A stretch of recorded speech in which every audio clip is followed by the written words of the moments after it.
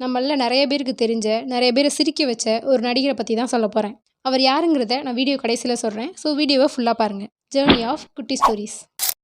ஒரு நாள் அந்த நபர் ஒரு கூட்டத்துக்கு பேச போயிருக்காங்க.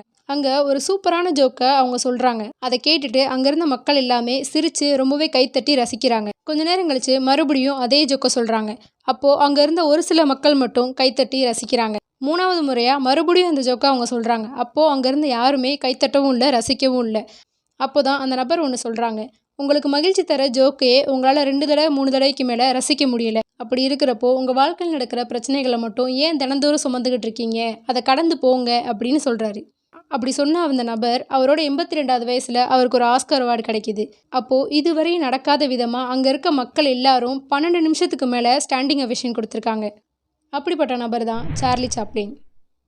அவர் சொன்ன மாதிரி ஏதாவது பிரச்சனை நடந்துட்டாலோ, யாராவது ஏதாவது சொல்லிட்டாலோ, அதை பற்றி ரொம்ப யோசிச்சுக்கிட்டே இல்லாமல் அதை கடந்து போகிறது தான் உங்கள் வாழ்க்கைக்கு பயனுள்ளதாக இருக்கும். ஸ்டோரி உங்களுக்கு பிடிச்சிருந்துச்சுன்னா லைக் பண்ணுங்கள், ஷேர் பண்ணுங்கள். இதே மாதிரி யூஸ்ஃபுல்லான ஸ்டோரிஸ் பார்க்குறதுக்கு நம்ம பேஜை ஃபாலோ பண்ணுங்கள்.